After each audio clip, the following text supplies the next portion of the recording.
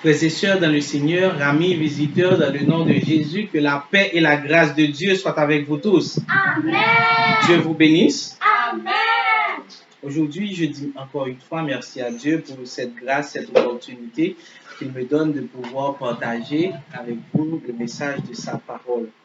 Tout d'abord, nous allons lire, faire la lecture avant le message. Nous avons deux portions de lecture. La première se trouve dans Jérémie 29, verset 11, et la deuxième dans Psaume 37, verset 4 et 5. Nous commençons avec Jérémie 29, verset 11.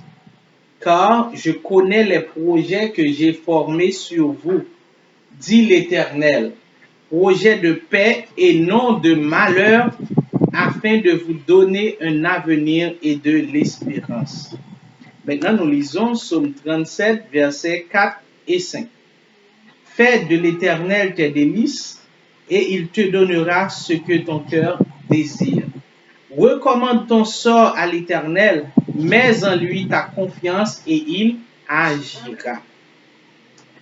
Bien-aimés frères et sœurs, le sujet de notre message aujourd'hui est comment réussir tes projets. Comment réussir tes projets. C'est quoi un projet? Le projet est un ensemble d'activités coordonnées et mises en rapport visant à accomplir un objectif précis. Quand quelqu'un a une idée, la personne met en œuvre plusieurs actions pour pouvoir réaliser, pour pouvoir accomplir cet objectif qu'il s'est fixé. Ça s'appelle un projet. Il y a plusieurs catégories de projets qu'on va voir ensemble. Par exemple, on parle de projets économiques, il y a des projets sociaux et il y a aussi des projets spirituels. Comme exemple de projet économique, si quelqu'un veut avoir un emploi, ça c'est un projet que la personne a pour trouver un emploi, monter un business, avoir un commerce, ouvrir un magasin, avoir une voiture pour mettre en trafic. Tous ces projets-là sont des projets économiques. C'est un projet où tu vises à faire de l'argent. Et il faut dire que servir Dieu ne nous empêche pas de créer, d'avoir des activités qui nous permettent aussi d'avoir de l'argent. D'ailleurs, on l'a vu dans la Bible avec l'histoire des talents. Il y a un maître qui allait partir, qui a donné 4 talents à un, 2 talents à un autre et 1 talent. Celui qui avait 4, celui qui avait 2, ils ont investi leur talent et ça leur a donné le double. Celui qui avait 4 a reçu 8, celui qui avait 2 a reçu 4, mais celui qui avait 1 n'a pas investi le seul qu'il avait, le seul talent, et il l'a caché. Et qu'est-ce que le maître lui a dit? Le maître l'a traité de méchant serviteur. Et le maître lui a dit qu'il aurait pu mettre son argent dans la banque. Donc, un projet d'avoir de l'argent et mettre à la banque aussi, c'est un projet économique parce que ça nous permet de générer des profits, des intérêts sur l'argent. Il y a aussi des projets sociaux. Un projet social, c'est bien d'avoir un projet, c'est un projet qui vise à aider les autres. C'est un projet, par exemple, si on veut ouvrir une école, ça c'est un projet social. Si on veut ouvrir un orphelinat, aider les veuves, aider ceux qui ne peuvent pas, ça c'est un projet social. Et c'est très important d'avoir aussi un projet social, parce que le projet social répond aussi aux prérogatives du chrétien, parce que la parole de Dieu, la Bible nous enseigne à aider les autres. Il est important d'aider les autres. Donc, si on peut avoir un projet social, c'est quelque chose vraiment de bien. Dans 1 Jean 4, verset 20, nous lisons, si quelqu'un dit j'aime Dieu et qu'il haïsse son frère, c'est un menteur. Car celui qui n'aime pas son frère qu'il voit, comment peut-il aimer Dieu qu'il ne voit pas? Donc, quelqu'un qui met en place un projet social pour aider les autres, il répond exactement à ce que Dieu lui demande de faire. Troisièmement, on a parlé d'un projet spirituel. Le projet spirituel, c'est quelqu'un qui se dit, bon, par exemple, je veux augmenter mon temps de prière. Je veux être plus près de Dieu. Je veux vraiment un pasteur qui se dit qu'il veut que son église vraiment puisse grandir. Quelqu'un qui dit, voilà, j'étais dans un niveau A en Christ, mais je veux arriver à un niveau vraiment plus élevé. Ça, c'est un projet spirituel. Quelqu'un qui veut évangéliser, il a un objectif d'évangéliser. Il dit que pour Dieu, je veux évangéliser, je veux toucher 10 personnes par jour, 10 personnes par semaine. Eh bien, cette personne monte un projet qui se dit un projet spirituel. Maintenant, il y a quelque chose qu'il faut comprendre en parlant de projet. Très souvent, nous avons un projet et nous disons au fond de nous, nous entendons des gens dire que mon projet a échoué. Les gens disent que ça fait 10 ans que j'avais un projet, mais mon projet ne s'est jamais réalisé. Ça fait 10 ans que la personne se met à dire, ah, je veux acheter un camion, je veux acheter un camion. Finalement, ce camion n'est jamais venu. Des fois, il y a des gens qui passent beaucoup d'années à dire qu'ils ont un projet, mais finalement, on ne voit pas pourquoi ce projet n'a pas réussi, mais finalement, le projet est resté uniquement dans le stade d'idée, dans une étape d'idée. C'est pourquoi dans notre message aujourd'hui qui est dit, qui est le sujet du message, c'est comment réussir tes projets. Comment réussir tes projets. Il ne suffit pas d'avoir des projets, mais il faut pouvoir réussir les projets. Avoir des projets ne suffit pas, mais il faut aussi, pendant qu'on a des projets, avec l'aide du Saint-Esprit de Dieu, vraiment réaliser et réussir les projets. Dans le message d'aujourd'hui, nous allons regarder les principales causes qui font échouer les projets. Le plus souvent, qu'est-ce qui fait échouer les projets? Et après, nous allons donner quelques conseils utiles pour réussir les projets. Regardons tout d'abord 3 choses qui font souvent échouer les projets. La personne a un projet très intéressant, très attrayant, qui paraît un projet promoteur, mais pourtant, le projet a échoué. La première chose, c'est quand Dieu est en dehors du projet. Quand Dieu est en dehors du projet, le projet va échouer. Dans Jacques 4, verset 13 à 15, nous lisons, « À vous maintenant qui dit, aujourd'hui ou demain, nous irons dans telle ville. Nous y passerons une année. Nous y ferons des affaires et nous réaliserons un gain. Vous qui ne savez pas ce que votre vie sera demain, vous êtes une vapeur qui paraît pour un peu de temps et qui ensuite disparaît.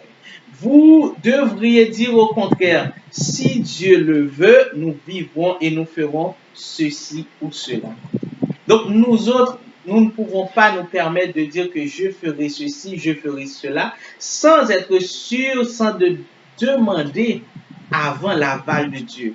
Très souvent, les projets échouent parce qu'on pense que c'est nous qui allons effectuer le projet. On voit, c'est vrai qu'on avait une attente, c'est vrai qu'on voulait acheter une voiture, c'est vrai qu'on voulait faire une affaire, et on dit, voilà, ça c'est l'occasion. Une voiture que tu pourrais acheter à 10 000 $ pour faire une affaire, et une personne vient t'offrir cette voiture à 5 000 $. Mais tu ne prends pas le temps de demander à Dieu son avis, et on fonce, on dit, ah, ça c'est une occasion en or, et pourtant c'était une voiture que le moteur était vraiment défectueux, et pourtant ça donne beaucoup de problèmes au propriétaire. Mais si la personne a pris le temps de demander à Dieu quel est ton avis, alors là, la personne pourrait avoir succès dans son affaire, dans son entreprise, dans son projet. Donc, il faut toujours consulter Dieu. Si on ne consulte pas Dieu, qu'est-ce qui risque de se passer? On risque vraiment d'échouer. On connaît très bien l'histoire de Josué qui a battu Jéricho. Les murailles de Jéricho sont tombées. Et pourtant, quand Josué allait vraiment affronter Jéricho, c'était vraiment un peuple, vraiment, il y avait une muraille. Donc Josué s'est livré à Dieu pour que Dieu lui dise quoi faire. Dieu lui a dit, voilà, tu vas faire ceci, tu vas faire cela. Ensuite, la muraille de Jéricho va tomber. Mais après que la muraille de Jéricho est tombée, Josué devait affronter un peuple encore très, très, très peu par rapport à Jéricho, qui s'appelle Haï. Alors Josué n'a pas pris le temps de demander à Dieu comment je dois attaquer, qu'est-ce que je dois faire. Et qu'est-ce qui s'est passé? Josué a a sous-estimé Haï et il a vu dormir également. C'est un peuple vraiment petit et il a attaqué. S'il avait pris la peine de demander à Dieu avant, est-ce que je dois y aller? Dieu allait lui dire non. Il y a quelqu'un parmi le peuple qui a fait quelque chose de mal, qui a pris quelque chose qui était sous interdit. Donc, il faut d'abord résoudre ce problème avant d'aller attaquer Haï, sinon tu vas perdre. Mais il n'a pas pris le temps de faire cela. Il a attaqué. Et c'est quand il a perdu, finalement, il s'est retourné vers Dieu pour dire, mais pourquoi est-ce qu'on a perdu? Et Dieu lui a expliqué, c'est parce qu'il avait interdit en Israël. C'est alors automatiquement qu'il a retiré l'interdit parmi le peuple, et bien, ils ont été victorieux de Haï.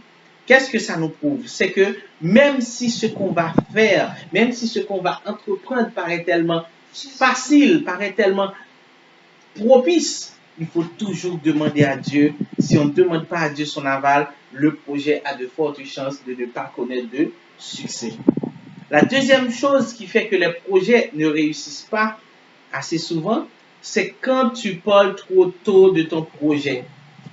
Quelqu'un a un projet d'acheter un camion, quelqu'un a un projet de construire une maison, quelqu'un a un projet de voyager, quelqu'un a un projet vraiment d'ouvrir une entreprise.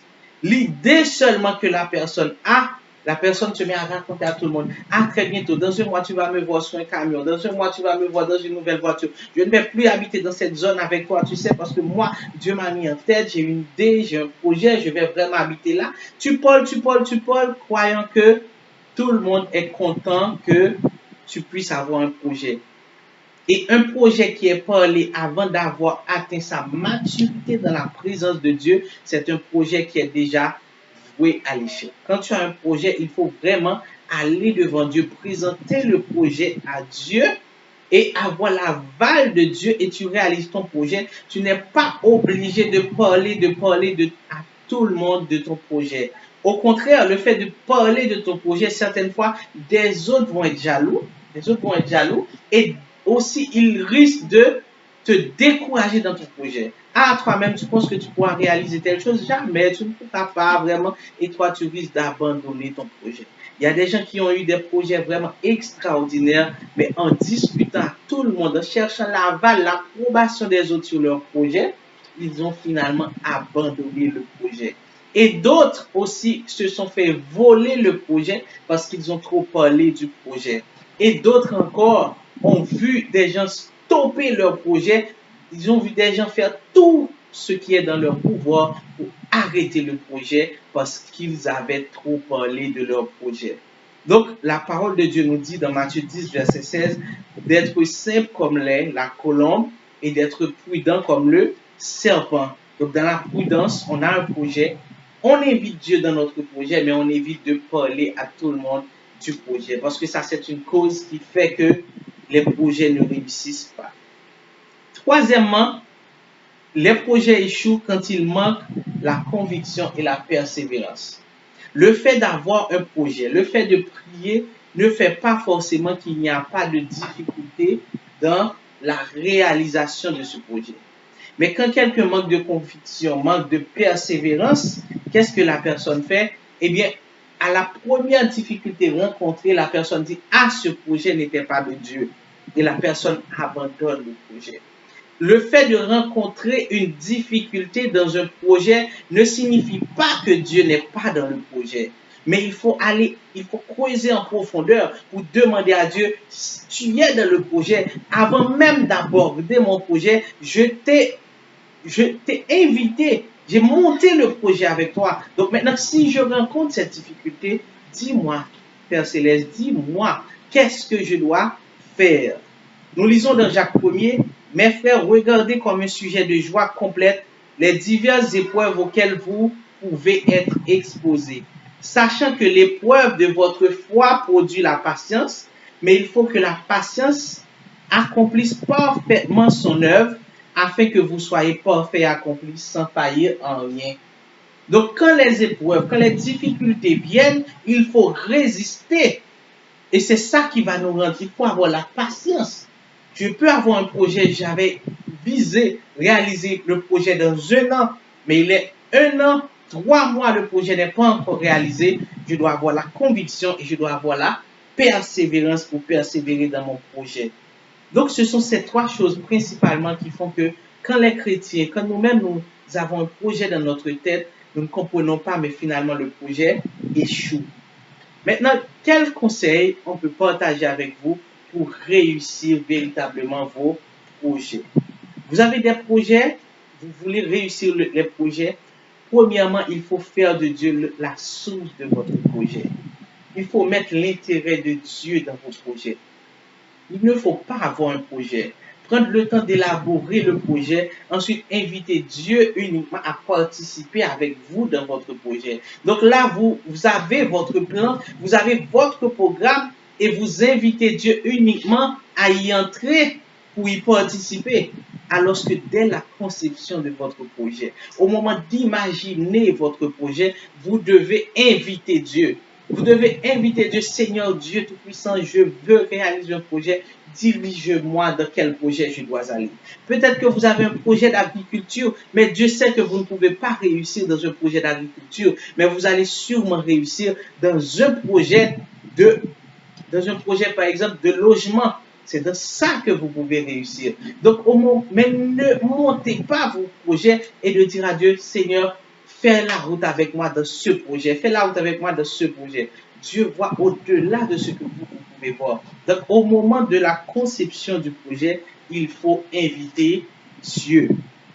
Dans Jérémie 29, verset 11, là où nous avions fait la lecture, il est dit, car je connais les projets que j'ai formés sur vous, dit l'Éternel, projets de paix et non de malheur, afin de vous donner un avenir et de l'espérance. Ceci nous dit que Dieu a déjà formé un projet pour nous. Dieu a déjà un plan merveilleux pour chacun de nous.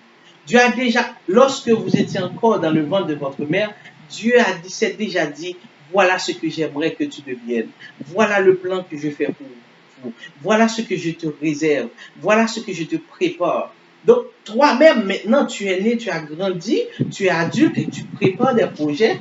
Donc, si tu n'invites pas Dieu, lui-même qui t'a créé, lui-même qui sait quel projet de paix et non de malheur qu'il a réservé pour toi, afin que tu aies un avenir et de l'espérance, si tu ne l'invites pas, tu risques de passer à côté du plan merveilleux que Dieu avait pour toi.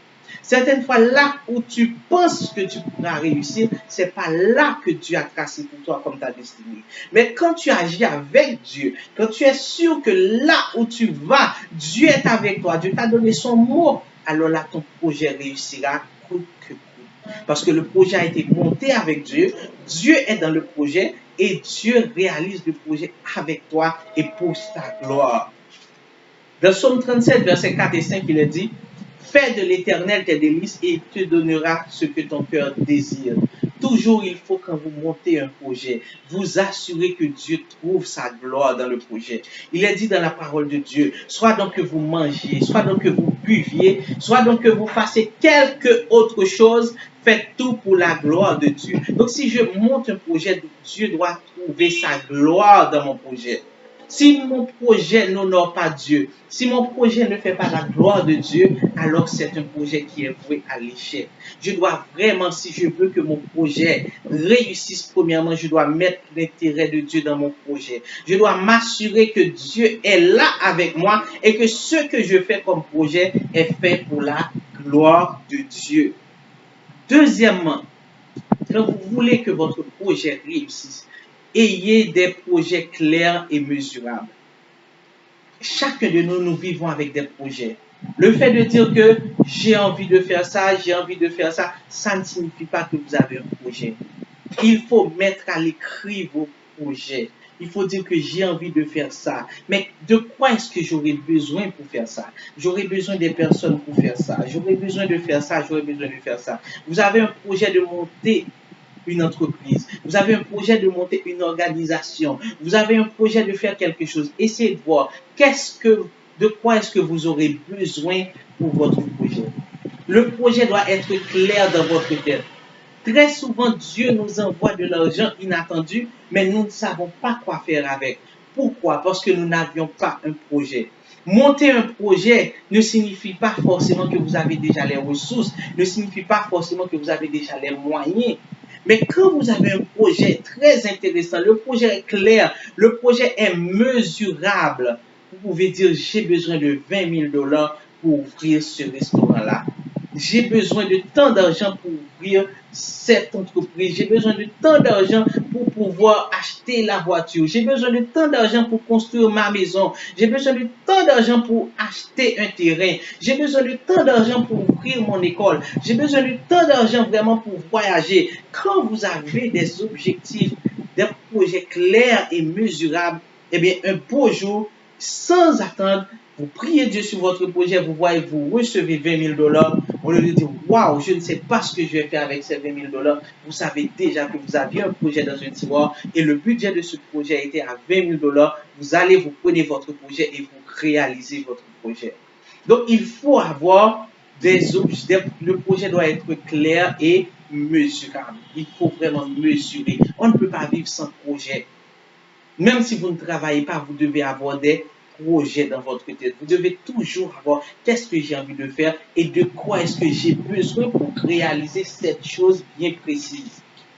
Troisièmement, pour vraiment réussir votre projet, il faut demander conseil. Il faut demander des conseils, mais pas à n'importe qui. Vous pouvez demander des conseils à ceux qui connaissent le domaine, mais sans pour autant être obligé de leur dire votre intention. Vous avez l'objectif d'ouvrir un restaurant. Mais dans la zone où vous voulez ouvrir le restaurant, si vous allez rencontrer quelqu'un et vous lui dites qu'il y a déjà un restaurant dans cette même zone, vous lui dites, parle-moi du restaurant, j'ai envie d'ouvrir un restaurant, qu'est-ce que tu peux me conseiller? Cette personne à 100% va te dire, ah, le restaurant, c'est pas quelque chose qui marche. Le secteur de la restauration, ça ne marche pas. Tu vois, moi, j'ai même envie de fermer tellement que ça ne marche pas. La personne risque de te décourager. Pourquoi? Parce que si tu ouvres aussi un restaurant dans cette même zone, tu seras son concurrent. Donc, lui-même, elle-même qui ne veut pas que tu sois son concurrent, elle commence déjà par te décourager comme ça pour que tu n'ouvres pas ton restaurant dans cette zone-là. Mais si tu lui poses des questions sur le restaurant, juste pour connaître le secteur, mais sans pour autant lui dire ton intention. Tu veux vraiment aller acheter une voiture et mettre la voiture à faire des trafics. Mais ce n'est pas ton domaine, tu ne connais pas. Demande des conseils, rencontre des chauffeurs, rencontre des propriétaires de véhicules. Comment ça marche dans ce secteur? Qu'est-ce qui marche, etc. Et la personne va te dire, ah, c'est vrai que la voiture peut donner des pannes, mais si tu fais comme ça, comme ça, comme ça, c'est sûr que tu auras assez d'argent pour... Moi, j'ai assez d'argent pour réparer la voiture, j'ai assez d'argent pour mettre le carburant et j'ai assez d'argent pour payer le chauffeur. Comment je fais? Je fais comme ça, comme ça, comme ça. Alors toi, tu essaies de voir. Tu vois le bon côté et tu vois le mauvais côté. Mais il faut demander conseil. N'allez pas le fait que vous avez une idée dans un secteur donné et vous lancez seulement sans connaître le secteur. Il faut demander conseil à ceux qui sont déjà dans le domaine. Comme ça, vous allez vous enquérir et vous allez pouvoir réellement faire du succès dans cette entreprise. Bien-aimés frères et sœurs, nous venons de voir ensemble les trois choses qui font souvent échouer les projets. Nous voyons que quand Dieu est en dehors du projet, le projet va échouer certainement. Quand tu parles trop tôt de ton projet, ça peut faire échouer ton projet. Quand il te manque de conviction et quand il manque de persévérance, ça fait aussi échouer les projets. Mais nous avons aussi vu trois conseils vraiment fondamentaux pour réussir vos projets, des conseils vraiment pratiques. Nous avons vu qu'on ne peut pas monter un projet sans Dieu. Donc, lorsque vous comptez élaborer le projet, seulement il faut déjà inviter Dieu. Il faut dire, Dieu, j'ai envie de monter un projet. Je veux vraiment avoir un projet, mais qu'est-ce que tu me dis? Qu'est-ce que tu avais déjà tracé pour moi depuis la fondation du monde? Quel est ton plan merveilleux pour moi? Et il faut mettre en deuxième position, il faut avoir des projets clairs et mesurables. Vous ne devez pas avoir un projet vraiment qui est flou. Je veux juste, je veux être bien, je veux être riche. Mais riche, mais combien d'argent tu veux avoir? Il faut avoir des projets vraiment mesurables, des projets clairs et des projets mesurables. Il faut demander aussi des conseils à la fin. Demander des conseils. Il faut dire aux autres, je veux faire ça, je veux faire ça. Qu'est-ce que vous me suggérez?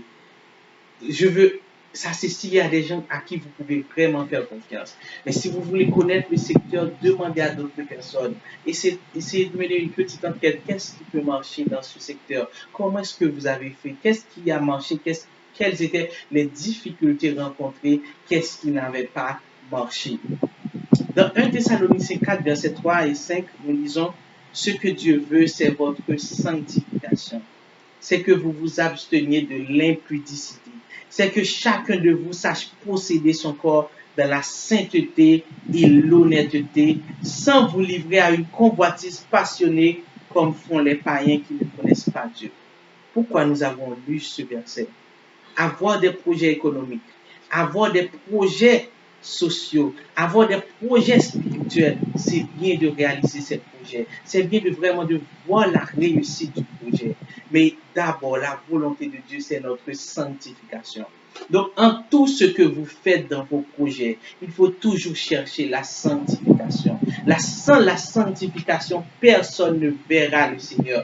Donc, il faut a priori, au prime abord, essayer de nous assurer d'avoir une vie vraiment sanctifiée, une vie qui fait la volonté de Dieu.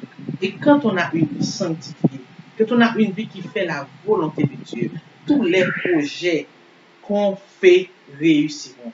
Tout ce que nous ferons réussiront. Parce que qu'est-ce que la parole de Dieu nous dit dans Josué 1er, verset 8? Que ce livre de la loi ne s'éloigne point de ta bouche. Médite-le jour et nuit pour agir fidèlement selon tout ce qui est écrit. Pour agir fidèlement selon tout ce qui est écrit. Car c'est alors que tu auras du succès dans tes entreprises, car c'est alors que tu réussiras. Quand tu médites la parole de Dieu, quand tu décides de mener ta vie selon ce que Dieu te dit, quand tu décides de vivre ta vie selon la parole de Dieu, c'est alors que tu auras du succès dans tes entreprises, c'est alors que tu réussiras. Donc c'est dans la méditation de la parole de Dieu, c'est dans une vie sanctifiée, dans une vie pure que finalement tu auras le succès véritable, tu auras la bénédiction véritable, parce que les projets économiques, sociaux, spirituels, sans Dieu, c'est pas une réussite. C'est pas une réussite, car c'est la bénédiction de l'Éternel qui enrichit et il ne la fait suivre d'aucun chagrin. Quand tu es béni par Dieu, quand ton projet est réussi par Dieu, il n'y a aucun chagrin qui s'ensuit. Tu es heureux dans ton projet et ton projet perdure. Ton projet n'est pas un projet qui s'éteint comme un feu d'épines, mais c'est un projet qui dure. C'est comme un arbre planté près d'un courant d'eau et qui donne son fruit en sa saison. Tout ce qu'il fait, lui, réussit. Ça, c'est le projet que Dieu approuve. Ça, c'est le projet que Dieu bénit. Mais quand toi, tu décides de vivre une vie de sanctification, quand toi, tu décides de vivre une vie selon la volonté parfaite de Dieu, tu verras que tout ce que tu entreprends réussira. Que tous tes projets réussissent. Que tout ce que tu entreprends réussisse au nom de Jésus. Tel est mon souhait pour vous. Que Dieu vous bénisse.